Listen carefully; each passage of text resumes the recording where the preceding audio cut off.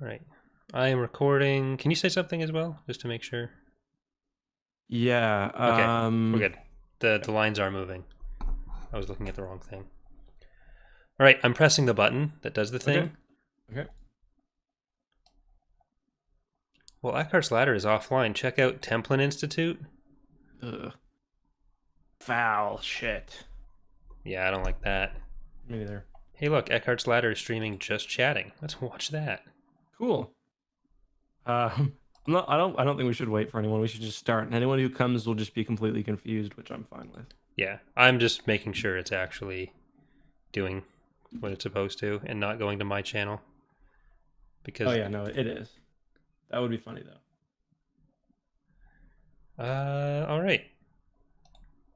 Technically, you're the host, so Yeah. All right. Let me host us in. Hello, okay. Corey. I have enough trouble with introductions already. Okay. Hello, everyone. Did you think? Oh,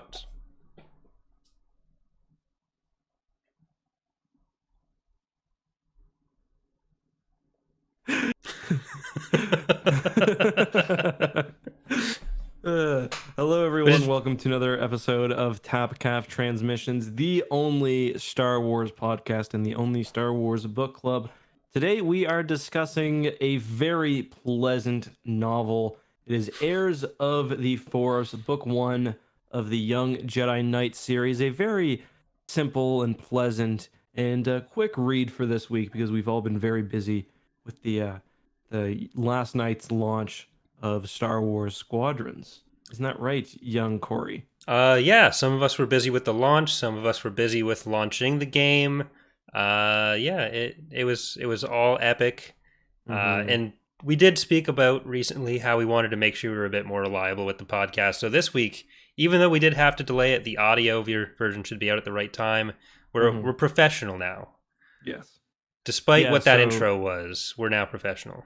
So for those who only listen on like Spotify or iTunes or wherever, the audio podcast only, we usually will record this live on YouTube, but we kind of wanted to just get this recorded whenever we had a spare moment. So instead, we are throwing it up on Twitch. Right now, we've got a total of 0 viewers. Oh, 2 viewers. 11, 13, 14, 15, 16. Okay. So, we're come on, getting there. let's show some faith in what has been the best Tapcaf month in history.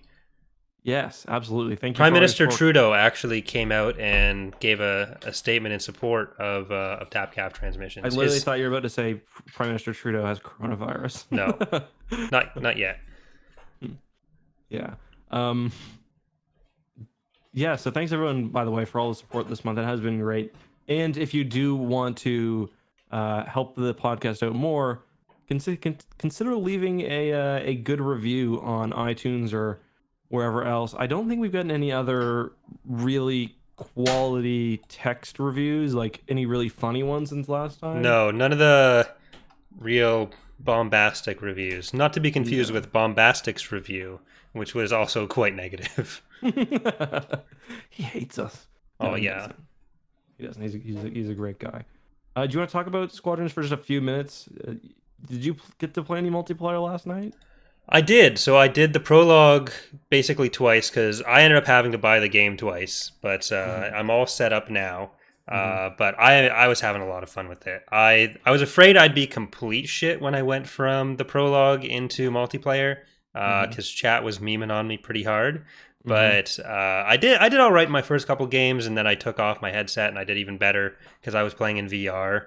And I'm still struggling to get used to the HOTAS because I have a flight stick and I had the VR going on, and like it's super surreal just being able to actually look around in games. Because like you grow up and you're playing like Super Smash Brothers or some shit, you'll start like leaning over or like trying to look around corners. Well, yeah, it's like it doesn't do anything. But now it's like, oh, if I look down, I can see the vomit coming directly into my cockpit. It's great. My mom used to say, like, when she'd watch me play Mario Kart or wherever as a kid, she'd get sick because I'd be like bobbing and weaving my body, like. And it is the same, like in Squadrons. I played a bit with VR too. It's like you get hit by the ion blast and you're drifting dead in space and you're like frantically looking around, like, oh, is anyone coming for me? Or like you do the drift and you can kind of look your head and check where you're going to end up. It's really cool.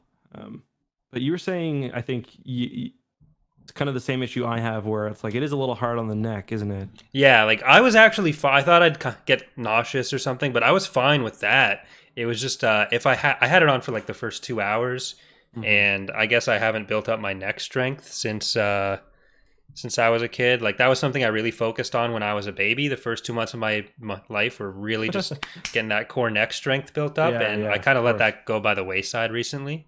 So that's gonna have to be something that I get back to.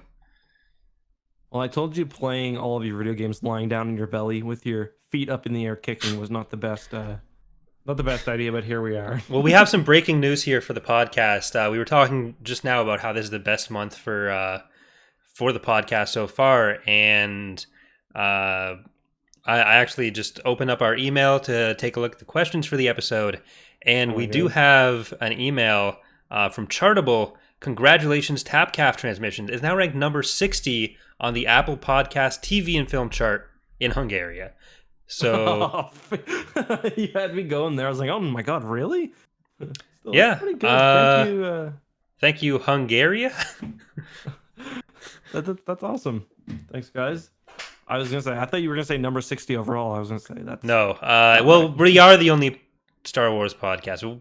Yeah. With Squadrons, we are actually going to be playing some Squadrons later. We're going to fill our boots with some gaming after this episode over on X2 and Corey Loses. So maybe we'll save the discussion there because this is probably going to be a shorter podcast overall. It's a really short book. I think I read it in about the space of 45 minutes tops. Yeah.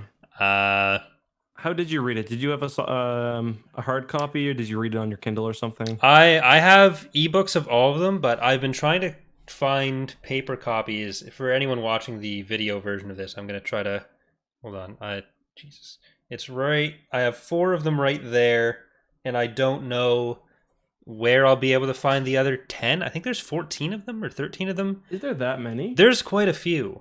Because there's like... there was only 7 for some reason. No, that's Harry Potter. Oh. Different magical school. So wait, that wasn't Hagrid who Chewbacca dropped off? Hagrid should have MTD, is what you're saying? Yeah. That's kind of racist. But yeah, even though this is a pretty simple book, a lot of introductions for characters, this is really our first introduction to a lot of the characters who are going to be really important coming up in Star Wars for the next... Who are just going to be demolished by fate. Yeah. Imagine Raynar Thule, or he's just called Raynar in this, and then Google him. Yeah. He turns into like basically King of the Bugs for a bit. Yeah. An ex-favorite Star Wars series. But like Jaina and Jason have shown up in Star Wars books before, but they're not really characters. Maybe except for maybe the Corellian trilogy, but this is like the first time they get fleshed out as their own characters. The first time we see anyone caring about them, because usually they're with Han and Leia, who are famously just hate their kids. So what's kind of interesting about this is that the book takes place in, what is it, 21 or 20 ABY, around there? Yeah. They're about what? 12? 10 to 12? Yeah. So it'd be around there. But this book was released in 95, so there's actually a bit of a time, because I think this would have been released around the same time as Corellian trilogy, and that's what, like, is that 15 or 16? Yeah. Or 18, maybe? But not quite as far. There's a bit of a gap. Like in 95 and 96, there's kind of some things released out of order, because I think, doesn't Black Fleet Crisis come before Corellian trilogy in timeline? Because I think that's a little earlier than Corellian. So a bit of a jump here. Yeah, there's a lot of time in the expanded universe that kind of gets left out between kind of the Dark Empire and the Yuzon Vong War. There's only like maybe 10 books in that period, other than the Young Jedi Knights, Junior Jedi Knight stuff, which isn't really super into the bigger galactic picture. But it's like 15 years, 14, 15 years. So like Black Fleet Crisis, Corellian Trilogy, Hand of Thrawn duology, and that's kind of it. Yeah, I'm looking at my copy. I've got like Before the Storm here. I'm just... Survivor's Does that one have a Yeah, I guess that one doesn't have a timeline in because it's the first No, edition. I But think it wasn't until like Del Rey stuff that they yeah, started having that big. I thought it might have been a reprint, but it's not. Hmm. Um, yeah, so you're right. There's not that much in there, but what is in there is pretty good. I'm just looking Mhm. now. So like there's Thrawn, Jedi Academy, the Callista stuff, Crystal Star, Black Fleet, New Rebellion, Corellian, Hand of Thrawn, and then we get Fool's Bargain and Survivor's Quest. But Yeah. Well, there's it's a lot more compressed in timeline. So like there's mm, large gaps, and then there's 1 or 2 years to get a lot of stuff happening in them. yes. And like the 5 years before the NJO, there's like nothing Yeah. besides for Fool's Bargain and Survivor's Quest, which there's room for stories there. But yeah, Yeah, a lot that's gets something described in like source in like the Essential Guide to Warfare or other books like that as like kind of more peaceful periods, a lot of restructuring going on, or just hunting down warlords in the deep core. Mhm. But yeah, It would have been a cool time for them to do like a Yuuzhan Vong like prelude story, maybe like No Manor. Like that would have been I would have liked to see like a No Manor uh story, I guess. really But isn't all of Star Wars the story of Numenor? I suppose yeah, it is. No. Good point. Most important character, favorite character of many. Do you actually like No Manor? I think he's got a fun arc. He's got a really interesting arc. I usually hate. Because he kind of redeems himself at the end, doesn't he? I don't know about redeeming himself, but he's less of a shithead. Yeah. Uh, Does he kill himself? Is that what happens? I can't quite remember. I don't remember. I haven't made it that far in my reread, and it's been way too long since I've read. I think it's in like. Mhm. Does he make it to Unifying Force even? Yeah, I think so. I thought I he thought died he in like did. the Final Prophecy, and then. But again, I have been way too long. But that'll come. We'll have our whole Yuzon Vong War year Year. on the Yeah. podcast. Yeah. Some of the books are actually pretty short. I think we'd be able to compress a few into Yeah. like week after week because we did that with like 4 in a row with the ones we just did. So if Mhm. we did that with like Dark Tides together, Yeah. Force Heretic. But yeah, so I definitely prefer the idea of instead of like combining multiple books. I like even for short books like this. I think it's still fun to kind of tackle it one by one on I don't off mean weeks or combining whatever. them. I mean like doing them Yeah, in a no. I'm row. I'm saying I Yeah, like doing it in a row better because that way. yeah, 'Cause I don't know. Like even Han Solo, we probably could have done. We did do over yeah, three episodes, and I liked that. yeah. Um, the only other thing I'll But say before we get into this is that I'm also reading or listening to Allegiance right now, mhm, the old like Galactic Civil War era Timothy Zahn book, and it's really good. yeah. I haven't read that for ages. There's Allegiance. There's Choices of One. Is Choices of One an Yeah. ebook or not an ebook? A short story or is that No, I think it's a full novels? book. I think it's a full book. Hmm, It's like the sequel. yeah. But we have today heirs of the Force, heirs of the to Yes. the Force, Yes. and this is basically our first story with Jaina, Jason, and their Chloe. two best friends, Lobaka and Tanel Ka, Yes. at Luke Skywalker's Jedi Academy, which we find Mhm. out over the course of the book. Like, there's there's a bit of other stuff that happens, but to me, the biggest takeaway was that there was actually no protocol droid there until MTD, who was sent there Yeah. with Lobaka. But we kind of get an introduction to the characters, find out who they are. Jaina's given a hyperdrive to fix. They go find a crashed TIE fighter from the Battle of Yavin, start fixing it up, start installing the hyperdrive. Turns out the pilot's been living there for 20 years. Pilot kidnaps Jaina and Jason. Tanel Ka and Lobaka run off. Lobaka loses the translator, MTD, that he was given by Chewbacca and Han so that the other twins could understand him. And then Han Solo flies in and fails to shoot down the TIE fighter. Yeah. So that's which kind of is the synopsis. Kind of blew but- that. Yeah. Yeah. I mean, and that's not like a short synopsis. That's pretty much everything that happens. Yeah. And these books are like these are younger reader books. These are the first Star Wars books that I read. I know we kind of mentioned this earlier, but I'll include in the podcast description a link to the cover I did for I think it was an elementary school class of my movie poster for Heirs of the Force, or Heirs of the Jedi. Why do I always forget the name? Yeah, Heirs of the Force. Heirs of the Force.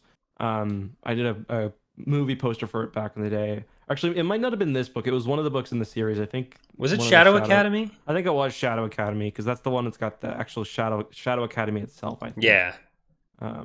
Which is fun. But yeah, these books are interesting because it's funny how much is drawn from them.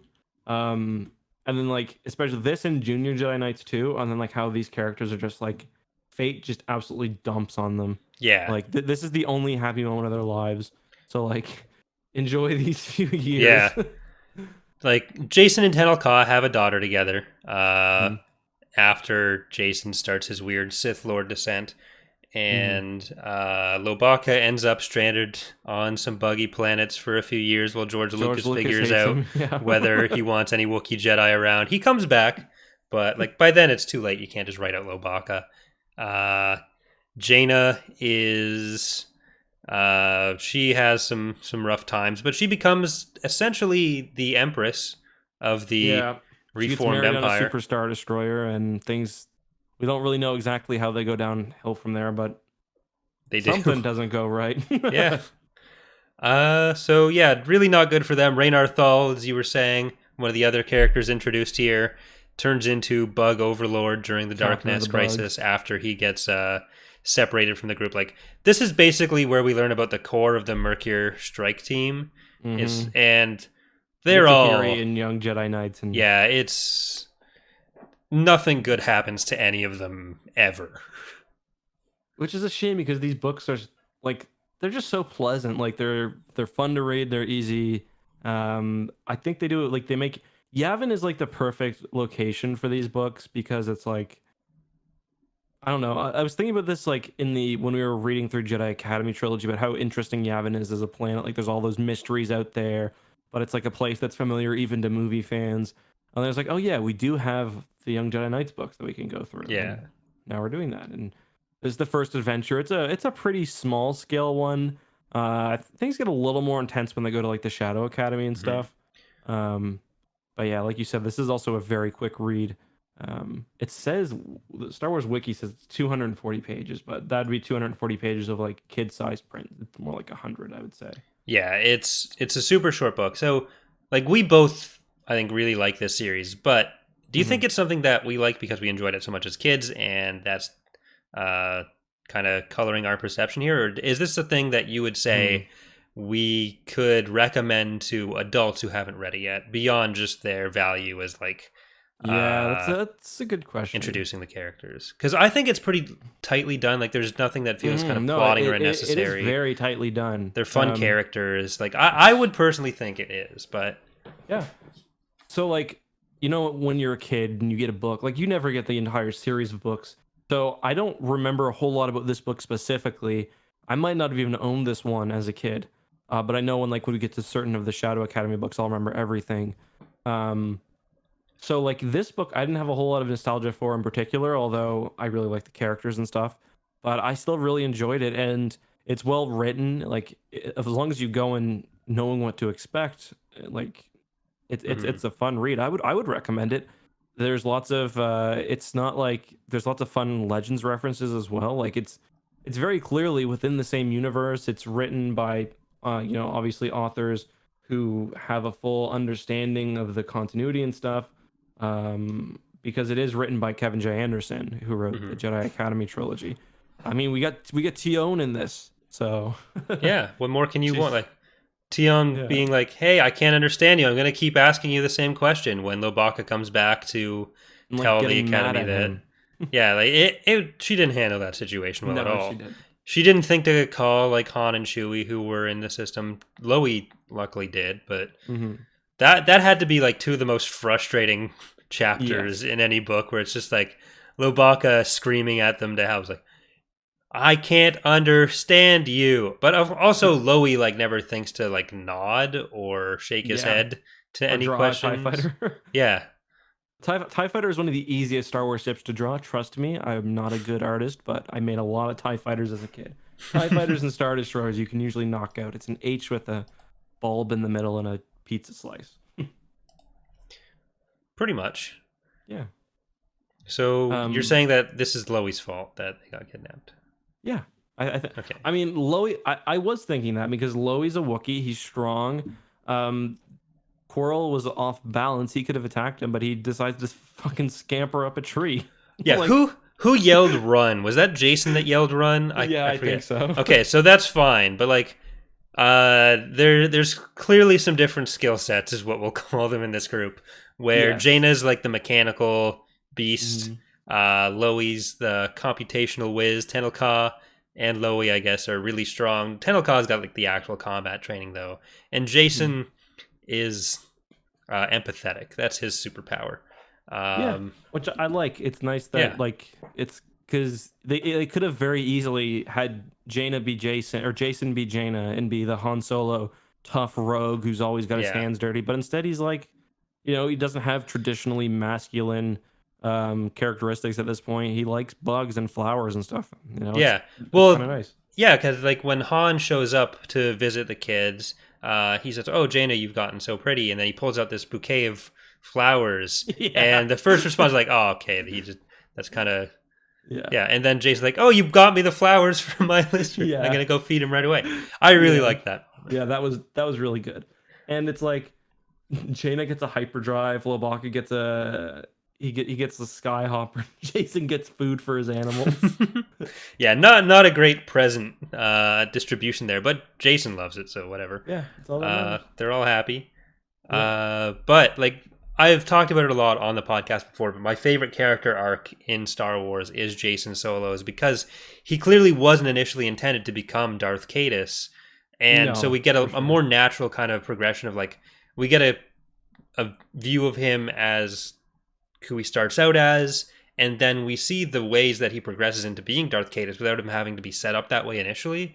And it comes across as like, yeah, it's Star Wars, so there's some weirdness between different authors and how characters get portrayed, but there's a consistency and a through line there that makes a lot of sense of like how he goes through the stuff during the Yuzon Vong War, with Anakin's death, and then with his torture by Vergir, and how that empathy kind of gets twisted into him doing what he does.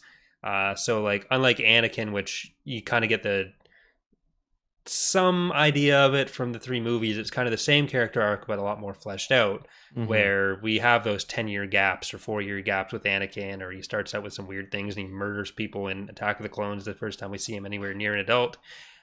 With Jason, we kind of get that, like, he doesn't just start out full fashy like that. We get to see the first PewDiePie video that he loads up. The first video.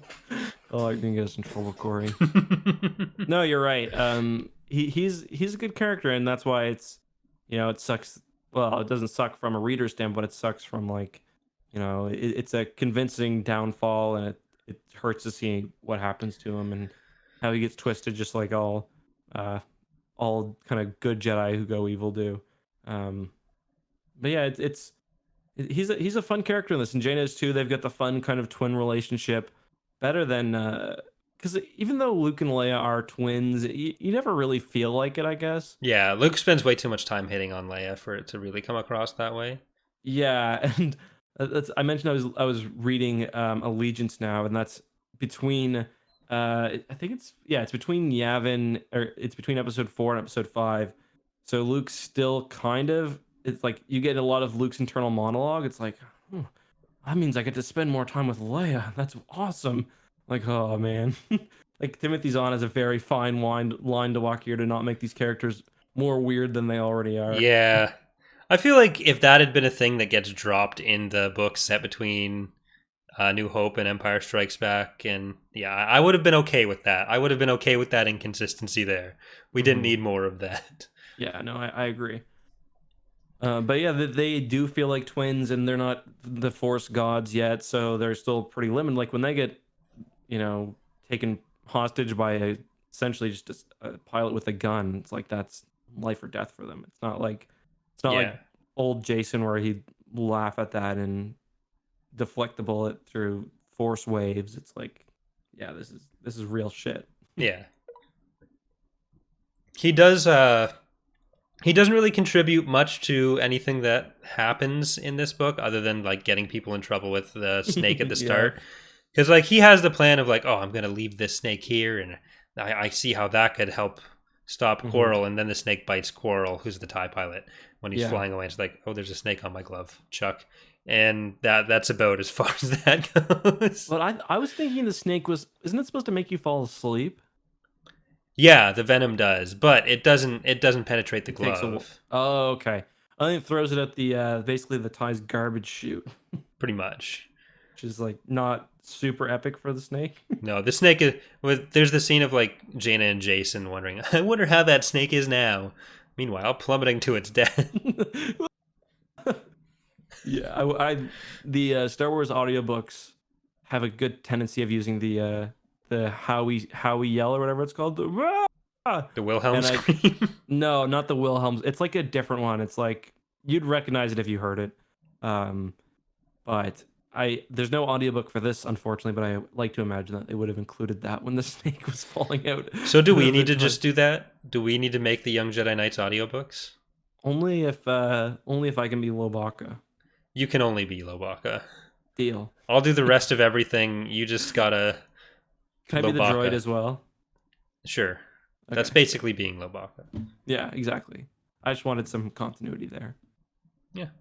Um, So this technically means, because Lobaka comes with the translator droid MTD that we talked about already, but this droid is made by Chewbacca and C-3PO. So does that mean that Chewbacca and C-3PO have a kid in MTD? Is that how droid production works? I hadn't thought about that, but that is 1000% what that means. All right, so we're officially shipping not just Akbar and Winter, but Chewbacca and C-3PO.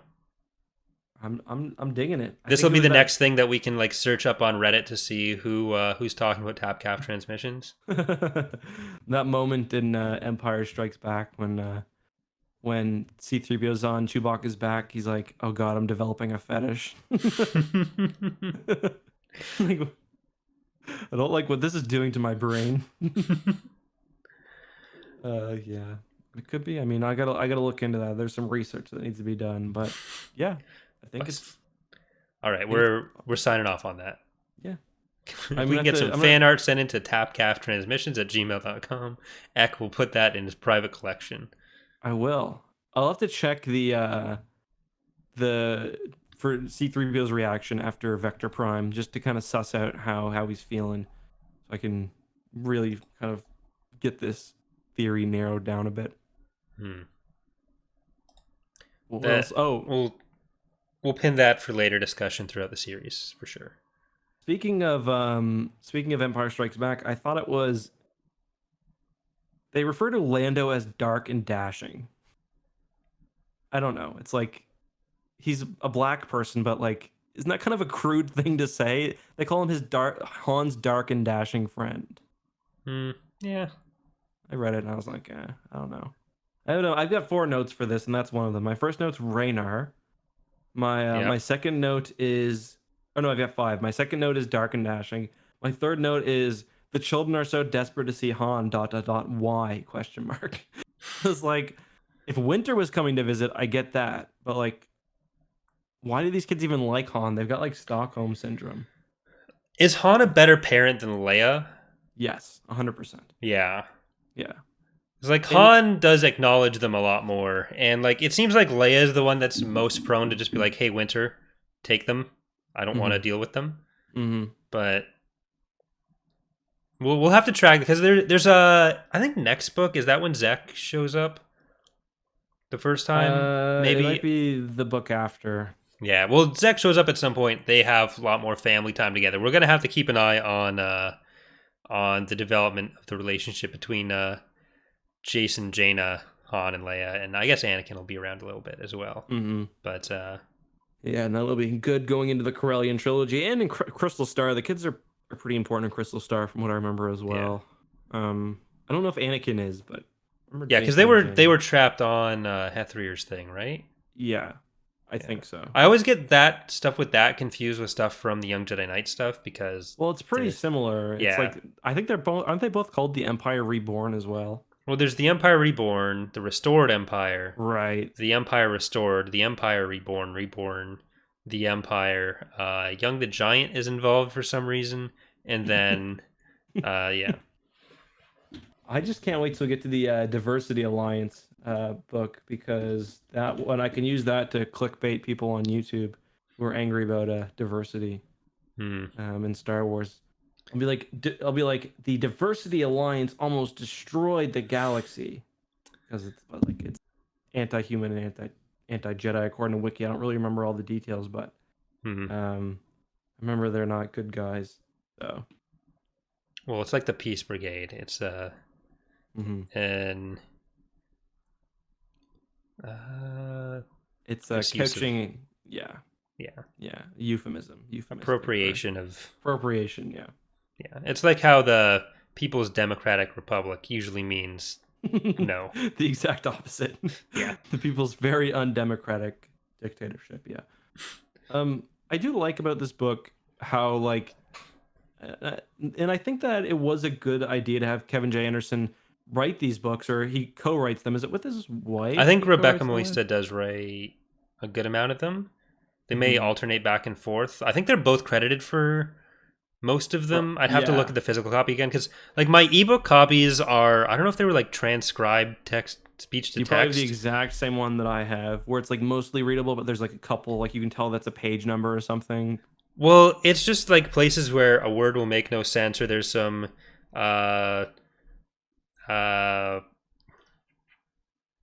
punctuation marks that don't make any sense or don't belong in words. Is that like when you're reading anything Charlie writes? Just joking, Charlie, if you're listening. He's not. There's no way. Yeah. You think he's on his day off here and thinking, you know what? I want to listen to the Young Jedi Knights. On twitch.tv/EckhartsLadder. But yeah, I like Kevin J. Anderson because he does bring in, like, it's not just random child, it's Talenial Joe's daughter, Tenel Ka. Yeah. You know? So it's like, it does make the book a bit more readable for like older readers. Because like if it wasn't Jason, Jaina, and their friends, and it was just random Jedi 1 and 2 and then random Jedi friends, I would be a lot less interested. Yeah. We need to see the super privileged kids. That was the other thing that I wanted to talk about with this. If you were just another student at this school, how much would you fucking hate these four? Oh, I know. You know, my uncle blew up the Death Star, right? And my daddy was there. I'm going to start this food fight, and I'm not going to get in trouble. And my wild animals go around biting people, but no one does anything to me. They're like, Raynor is such a dick. Like, Raynor's been bitten by a snake. It's like not into it, and it's like... I mean, Raynor does sound a bit annoying, but it's like, yeah, we don't want you keeping animals indoor, Jason. Like, Raynor's request to take them outside. He's not saying kill them or let them go. He's saying maybe store them outside. Yeah, it's pretty reasonable. Raynor does nothing wrong in these books. Like, they portray him as this, like, aloof, above it all rich kid. But, like, you know who else is a rich kid? Jaina and Jason. You know who gets all their shit just... They do whatever they want, and no one can stop them. And then, like, the thing that starts the food fight is, like, entirely Jason's fault. And as soon as it starts going back on him, Tenel Ka just, like, bam.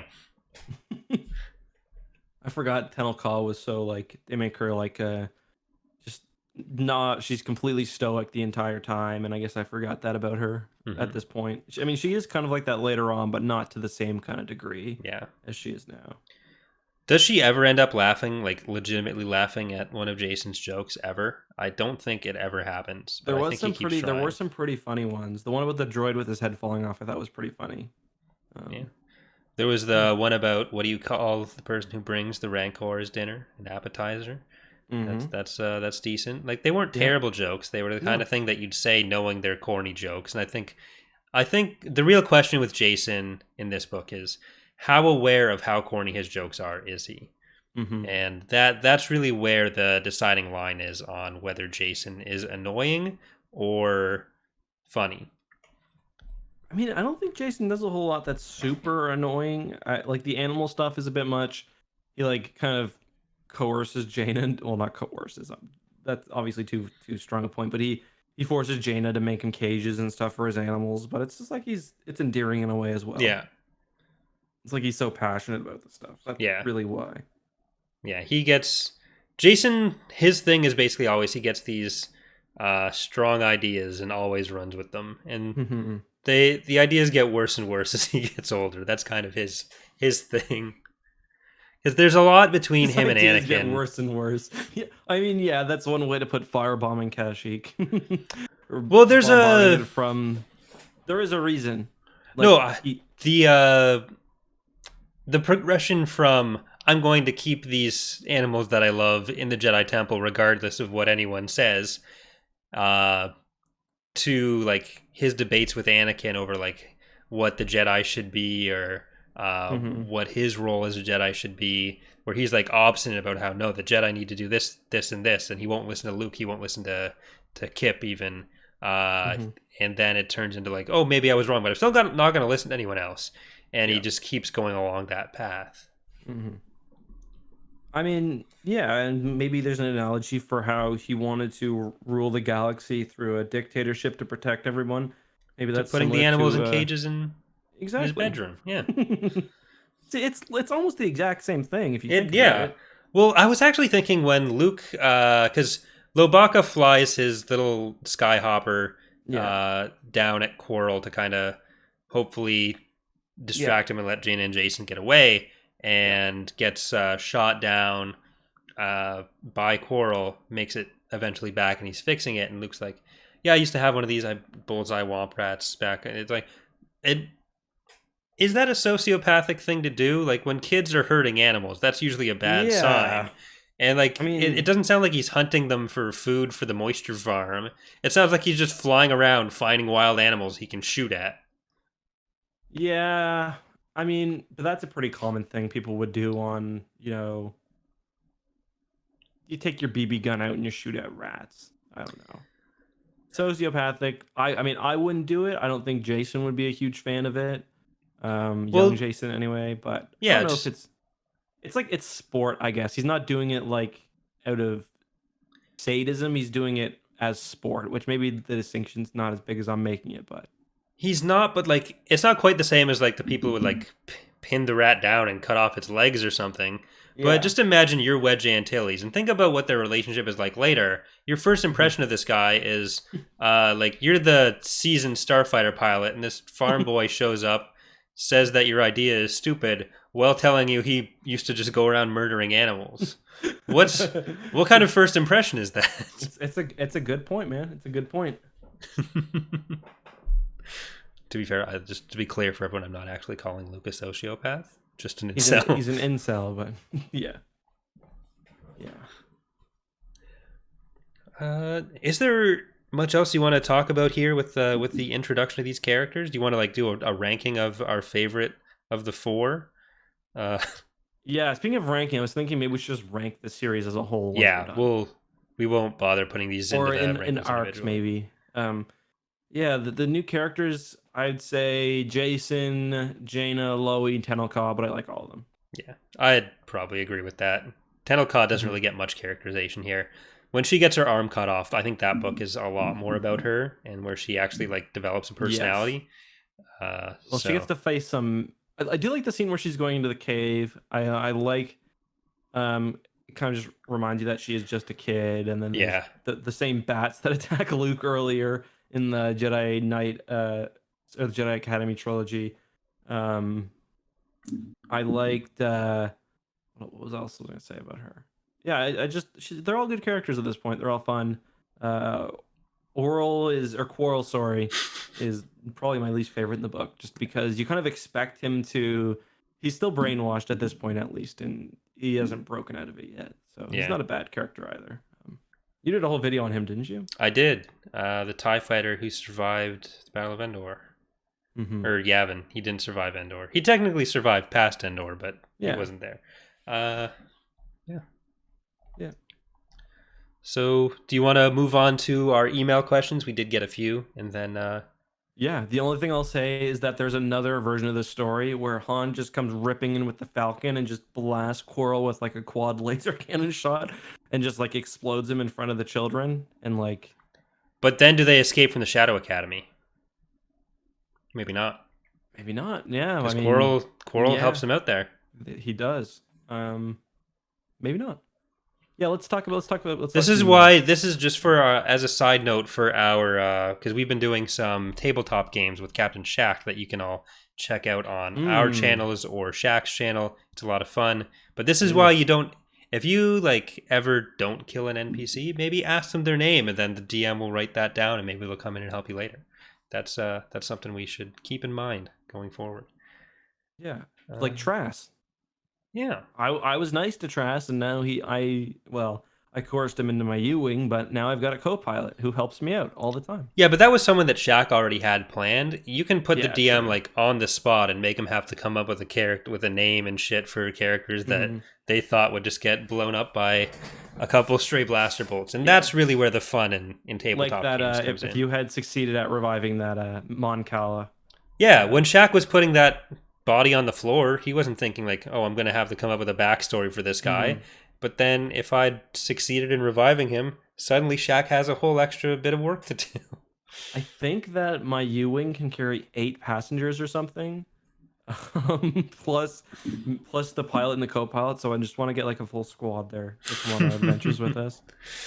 It could Will happen. that make combat really tedious though? That's the one thing I'm. It would. So like usually the way it would be resolved is that if they are all there, if we want to order them to do something, we'd have to use one of our turns to do it rather than them getting slotted in, or just like having to do all the rolls. Like I guess they probably group. No, like together, he wouldn't do anything with them for the most part. They'd be hiding or something. And if we wanted them to do something, we'd have to use our turn to tell them to do something, or he'd find excuses for them to leave the party and only show up at points where he feels like they're appropriate to have around. So trying to keep like a full party of people would be kind of rare. It's not impossible to do, but it's usually not something the GM will willingly allow to just happen. Yeah, understandable. All right, let's get to the questions. All right, our first email today. Do you have the emails open, or should I just do go not. Okay. I do not. Did you ever figure out the password? No, I didn't. Okay. No, I did actually. I'll see if I can get it open. It's something. Don't worry about it. Don't read our password on the podcast. Our first email here is from Joel once again. So regular emailer Joel, who asks, "Hey Tapcaf, this question is once again pertains to the era and less to the book. Do you think one big difference between Legends and canon post-Endor in terms of the in-universe logic is that the post-Endor era of canon is heavily influenced by the prequels? Now that we know how the prequel era and Clone Wars went down, they are building the fall of the Empire in the post-Endor era around that knowledge far more than Legends could for obvious reasons. One example is that in Legends, the Empire was portrayed to have existed for a longer period of time. Well, now with the prequels, we know the Empire was, as a regime, only existed for 25 years. It also seems that while the core world are still privileged, they aren't as human-centric as Legend portrayed them, and thus the Empire doesn't have that core territory of support. And its legitimacy is really hanging by a thread, making its fall a lot more likely." So, you'd have any thoughts on that? Yeah, I mean, the prequels are a big thing, but I would say the post-Endor period is more defined in canon by the sequels rather than the prequels. Yeah. The prequels more just serve to inform the lore, I think. Yeah. Like, I don't think it was... I think there's part of it where it's just like we know where they're going to with the First Order and everything, and there was already that kind of Warlord of the Week thing that we went through in Legends that they weren't necessarily looking to do. Because a lot of people who are less familiar, I think, with the with new canon will say, "Oh, well, they just hand wave the Empire out of the way," when really that's not the case. Like, they explain it's fracturing a bit different, but there's still pretty significant groups, not quite to the same extent as Legends, but you have Rhys Sloane's group. The Empire does still exist in a lot of ways. We'll cover this in the Squadrons campaign as well. No spoilers, but... So, like, I think the extent to which the Empire gets kind of talked down is a little bit exaggerated for people who may be less familiar with what Cinder actually leads to. Yeah. And I'll say that's probably because they didn't do a good job in Aftermath trilogy of that, and that's kind of that's kind of fucked things up a little bit. Yeah. But if you look at the broader lore, it's not quite as minor. They've been as fixing it a bit. Alphabet Squadron does a good job, and Anyway, sorry. Well, I just as kind of like a historical point, you can kind of see the Empire, even though it only existed as a little bit of time, as kind of the tail end of the Republic still. It was a reformation of how the government worked, but it wasn't necessarily a huge break in the overall organization of the galaxy. Different structures, but there was still those connections that existed. And this is the end of a long period where galactic government control had been in existence, with even if the form was changing, there wasn't a huge amount of competition between two established groups. Whereas with the rebellion, there were the people who were claiming to be the kind of inheritors of the Republic tradition versus the people who are the inheritors of the Imperial tradition. So that would be kind of why it fractures. But you can look at like Alexander the Great and how his empire fractured, where you can have a very short period of time where something's been in place but still have pretty long lasting effects, more like the legends fracturing. But yeah, those are all good points. Brought some real history in there. Kind of made me uncomfortable because I only know about made up stuff for children. We got an email from Justin who correctly pointed out that I probably will have an epic U-wing moment in the second RPG episode, and I did a very epic one.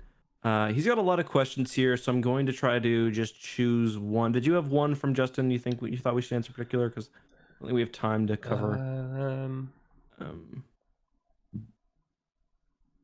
Let's just. I'll leave it to you. Yeah. There's a lot of questions in here. Let's see. A lot of these towards the end would probably be better brought up again in when we actually read Darksaber. Yeah. Just email us back. We're going to take a break from your question today just because we're kind of running out of time and there's a lot. I don't want to accidentally ignore something that you really wanted answered, so we'll come back to this with I'll start this one and we can come back to it with the Darksaber episode. Okay. Because I think there's some that are more related to it, and there's some here for the children, for Young Jedi Knights, which we can talk about with the Darksaber episode as well. So we will come back to this email. Sorry, Justin. Asher asks, do you think Clone Wars TV show should have been kept in the Legends continuity? I personally don't. I'm fine with everything up to season 7, where I think it might split off a bit more. Oh, okay. I thought he meant exclusively. Okay, I get it. Yeah, I mean, it's hard because Legends is built around the movies, and George Lucas worked on Clone Wars very heavily, so it's like I would rather preface what George Lucas puts forward than anything else. And there were also contradictions between like the multimedia project and other books that came out. It's like it's not like, I don't know, there's this portrayal of like the 2008 Clone Wars thing as being like the first time there was any contradiction between the prequels or between the Clone Wars stuff and other Clone Wars stuff. It's like we already had to deal with the fact that the original portrayal of the Clone Wars after in the like post-Endor books was very different, and I don't think the 2008 show does anything that's super big there. It's usually people point out like the Mandalorian stuff, which is different, or like Anakin became a knight here versus there. It's like it's not huge stuff, and even the Mandalorian stuff can be reconciled in other ways. Yeah, I mean, Clone Wars 2003 is basically just an action piece, so I don't worry too much about the lore in there. Yeah, Mace Windu can actually kill 7,000 battle droids. Yeah, it's just fun. Okay, should we continue? I think we've got a couple emails left.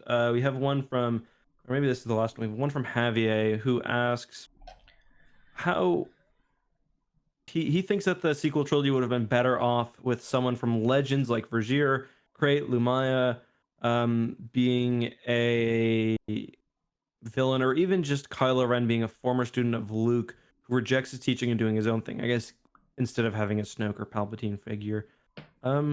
I don't know. I like the idea of there being kind of the hierarchy of villains. That was always that was George Lucas's idea too, going into Episode 9. He always had or Episode 7. He had the Kylo Ren character was, I think his name for him was Jedi Killer, and he had a character called Uber, who was just like the uber bad guy. So no, I'm personally I like the idea of there being a Palpatine or a Snoke.